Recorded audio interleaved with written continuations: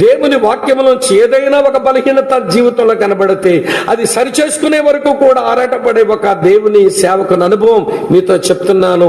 ఆయన ఎవరితోనే విభేదం లేకుండా సమాధాన పడుతూనే సేవ చేయబడి ఎంత పౌరుషమో తెలుసా ఆయన సేవలో. మీ గుండు గొత్తుకోమంటుంది నేను చెప్పానంటే. అతని సేవలో పౌరుషం. ఎవరైనా వచ్చి అన్నయ్య మా ఇంట్లో గుర్రకోడికి పెట్టాలని అడిగారు అనుకోండి, ముందు అడుగుతాడు, ఏది నీ ఆధార్ కార్డు,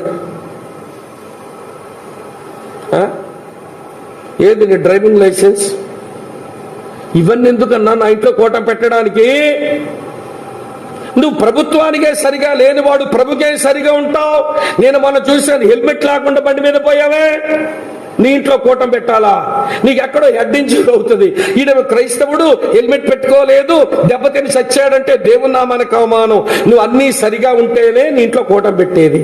నీ కరెంటు బిల్లు చూపించి కరెక్ట్గా కడుతున్నావా? ఈ పిచ్చి సేవ కూడా అనిపిస్తుంది మనకి.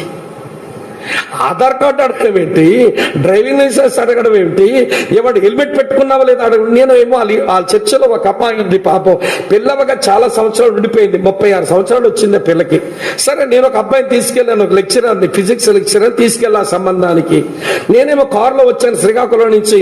ఈ పెళ్లి కొడుకు అదే ఏమంటే పెళ్లి చూపులకు వచ్చిన కుర్రగాడేమో మోటార్ బైక్ మీద వచ్చాడు. కర్మకాలాడు హెల్మెట్ పెట్టుకోలే.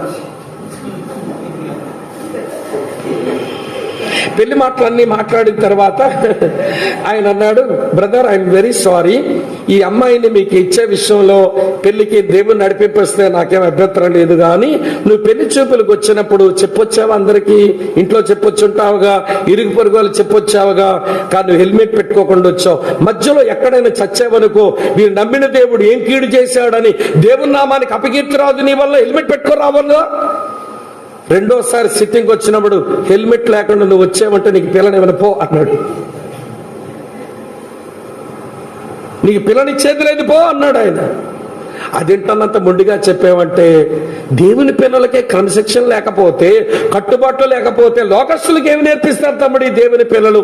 నేను ఇంతే తమ్ముడా అన్నాడు. నా సేవా జీవితంలో అంత డిసిప్లైన్డ్, అంత పక్క ఏమండి గీసిన గీతకు అటుగాని ఇటుగాని కాలు కదపని ఒక పౌరుషమైన సేవకుడు చూసినప్పుడు అలాంటి సేవకులు మళ్ళీ నా తారసపడలా. నేను మాట సేవకులు మీకెందుకు చెప్పానో తెలుసా? దేవుని ఎదుట, మనుషుల ఎదుట మన స్థితిగతులు ఒప్పించబడినప్పుడు లోపల ఒప్పుకోవడానికి హెజిటేట్ చేయకూడదు, ఆలస్యము చేయకూడదు. ఒకవేళ ఆలస్యం చేస్తే మనం గతిస్తామో వాడు గతించిపోతాడో తెలియదుగా, అందుచేత ఆలస్యం చేయకూడదు.